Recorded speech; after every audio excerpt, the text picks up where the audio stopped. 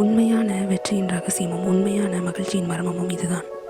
மதன் ஒரு சின்ன பையன். அவன் மீனவர் குடும்பத்தில் பிறந்தவன், ஒரு மீனவரோட மகன். அவனும் கடலுக்கு போய் மீன் பிடிக்கிறதுக்காக போவான். அவங்க அப்பா எப்போதும் சொல்லுவார், மற்றவங்களுக்கு உதவணும் அப்படின்னு. ஆனால் மதனுக்கு ஒரு கேள்வி இருந்துக்கிட்டே இருந்தது. எனக்கே என் வாழ்க்கை பிடிக்கல, நான் ஏன் வாழ்கிறேன், இதில் நான் மற்றவங்களுக்கு ஏன் உதவணும் அப்படின்னு ஒரு கேள்வி இருக்கும். ஒரு நாள் கடற்கரையில் ஒரு சிப்பியை பார்க்குறான். அந்த சிப்பி பேசுது, உன்னோட உண்மையான வெற்றியும் மகிழ்ச்சியும் கிடைக்கிற வரைக்கும் நீ என்னையே தூக்கி போடக்கூடாது, நான் உன் கூட தான் இருப்பேன் அப்படின்னு சொல்லுது. அவனும் அதை பார்த்துட்டு சரி என்ன பண்ண அப்படின்னு புலம்பிக்கிட்டே அந்த சிப்பியை வீட்டுக்கு தூக்கிட்டு போகிறான். மற்றவங்கெல்லாம் கேட்குறாங்க, இது என்ன சிப்பி கையில் வச்சுருக்கேன்னு. அவங்கக்கிட்ட இது என்னோட கடல் பரிசுன்னு சொல்கிறான். மக்கள் எல்லாரும் அவனை பைத்தியக்காரன்னு சொல்கிறாங்க.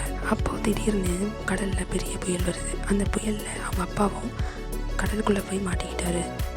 மாதவனோட அப்பா கடலில் மீன் பிடிக்க போயிருந்தாரு. இப்போது மாதவன் சிப்பிக்கிட்ட கேட்குறான், நீ என்கிட்ட இருந்தால் உண்மையான மகிழ்ச்சி கிடைக்கும்னு சொன்னியே, இப்போது எங்கள் அப்பாவை நான் தொலைச்சிட்டேன், இப்போ நான் என்ன செய்யன்னு சொல்கிறான்.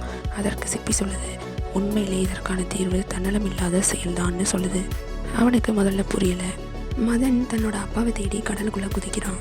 அங்கே ஒரு சுறாவை பார்க்குறான். அந்த சுறா சொல்லுது, நீ தன்னலம் இல்லாமல் ஒரு பொது சேவைக்காண்டி இந்த கடலுக்குள்ளே வந்திருக்க, அதுக்கான வெற்றியை நீ சீக்கிரம் அடைஞ்சிருவேன்னு சொல்லுது. மதன் முதல்ல பயப்படுறான். சுறா கிட்ட பயந்துக்கிட்டே சொல்கிறான், நான் எங்கள் அப்பாவை தேடி தானே வந்திருக்கிறேன், அப்புறம் எப்படி நான் மற்றவங்களுக்கு உதவி செய்வேன் அப்படின்னு சொல்கிறான். அதற்கு சுறா சொல்லுது, இது ஒரு தொடக்கம்தான், நீ மற்றவங்களுக்காக உதவ தான் நீ இங்கே வந்திருக்கிற. சுறாவும் சில வழிகாட்டுதலோடு அவனை கூட்டிகிட்டு போகுது. அப்போது அவன் அப்பாவை தேடிக்கிட்டு இருக்கிறான். ஆனால் அந்த நேரம் மற்ற ஒரு 3 மனிதர்களை காப்பாற்றுறான். அது யாருன்னா, ஒரு வயசான மனிதர், ஒரு தந்தை இல்லாத சிறுவன், ஒரு கர்ப்பிணி பெண். அவங்க 3 பேரும் மதனுக்கு நன்றி சொல்கிறாங்க. நீ இல்லைன்னா நாங்கள் இறந்துருப்போம், ரொம்ப நன்றின்னு சொல்கிறாங்க. மதன் நினைக்கிறான், இருந்தாலும் நான் இன்னும் என் அப்பாவை கண்டுபிடிக்கவே இல்லையே அப்படின்ட்டு புலம்புறான். தன்னலம் இல்லாமல் மற்றவங்களை காப்பாற்றினாலும் என் அப்பாவை நான் கண்டுபிடிக்கணும் இல்லையா அப்படின்ட்டு சிப்பிகிட்ட கேட்குறான்.